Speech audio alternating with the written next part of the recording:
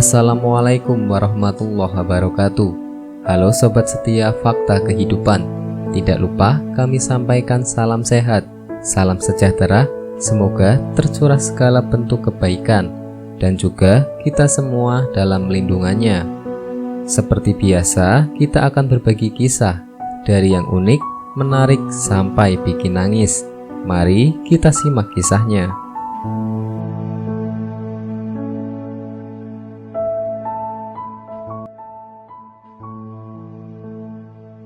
Kisah nyata, terputusnya tangan karena berbuat zolim.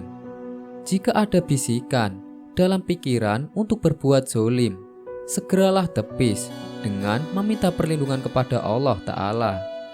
Seketika itu juga, dalam pandangan nafsu yang dibisikkan oleh setan, berbuat zolim sangatlah menyenangkan, sebab bisa mendapatkan apa yang dikehendaki melalui jalan singkat, dengan cara yang amat gampang. Padahal ada perkara besar yang siap menghukum. Meski sebagiannya terjadi di dunia, balasan atas kezoliman jauh lebih besar dan menyiksa kelak di akhirat. Bahkan saat balasan atas kezoliman disegerakan di dunia, balasan itu bisa menghilangkan anggota tubuh, bahkan bisa mengancam nyawa para pelakunya.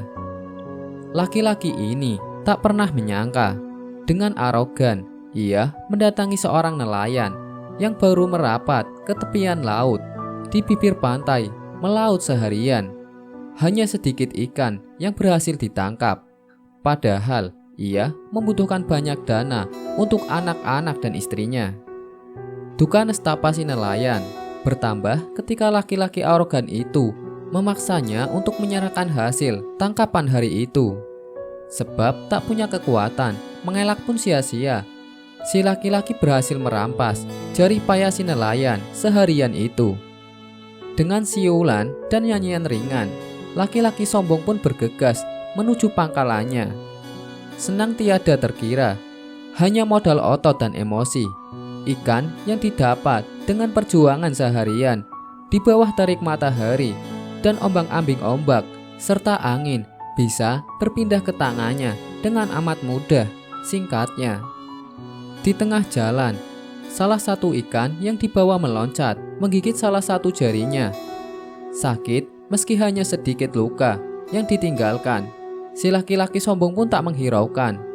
Setelah menjual ikan hasil rampasannya, ia bergegas melanjutkan aktivitasnya.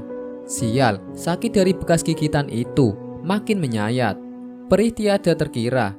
Tersiksa, ia pun mendatangi seorang tabib untuk berobat. Betapa laki-laki itu terkejut. Seketika sang tabib berkata, "Infeksinya sudah parah. Satu jari Anda harus diamputasi agar infeksinya tidak menyebar." Tak bisa mengelak, si sombong pasrah. Satu jarinya melayang, diamputasi. Malam harinya, sakitnya tiada berkurang. Bahkan rasanya semakin bertambah. Perih, pedih, dan nyeri, semuanya berkumpul menjadi satu. Si sombong pun berpikir, mungkin pengaruh obat, jadi sengaja ia biarkan sampai obatnya habis. Rupanya sakitnya semakin bertambah. Bahkan saat obat dari si tabib habis, rasa nyerinya tak tertahankan. Ia pun memutuskan kembali kepada tabib menyampaikan keluhannya. Malang, sang tabib menyampaikan diagnosa serupa. Agar infeksinya tak menyebar ke bagian tangan, harus dilakukan amputasi pergelangan, bak disambar petir. Tapi titah sang tabib mustahil diingkari. Amputasi pergelangan tangan pun siap dilaksanakan. Berharap sembuh setelah diamputasi pergelangan tangannya. Rupanya rasa sakit masih tersisa berhari-hari. Hingga si laki-laki sombong pun memutuskan kembali ke tabib. Peliknya, sang tabib menyampaikan satu hal mencengangkan dalam dua kunjungan terakhir si laki-laki arogan itu. Pada kedatangan ketiga, sang tabib menyampaikan harus ada amputasi ketiga pada bagian siku agar infeksinya tidak menyebar. Sedangkan yang terakhir, sebab si laki-laki tetap merasakan sakit tak terperi.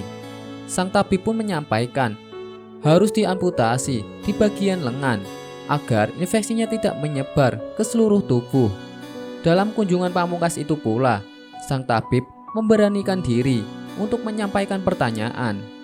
Sebenarnya, dari manakah asal luka jarimu ini?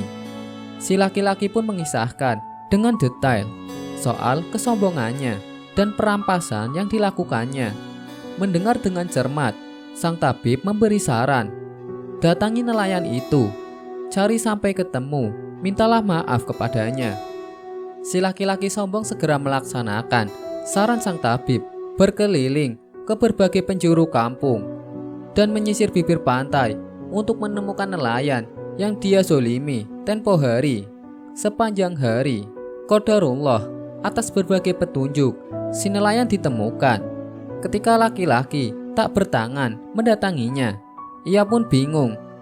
Siapakah engkau? Ada keperluan apa mendatangiku? Ia tak mengenali laki-laki itu lantaran perubahan tampilan tak bertangan. Si sombong pun menyampaikan pengakuan, berkisah secara runut sejak melakukan perampasan hingga 4 kali diamputasi dengan nada menyesal. Apa yang engkau lakukan hingga mengalami musibah tragis ini? Sama menyesalnya, sebab tak pernah menyangka akan seperti ini akibatnya. Nelayan terzolimi pun menyampaikan pengakuan, tak kalah engkau pergi selepas merampas hasil melautku. Aku memanjatkan doa kepada Allah Ta'ala.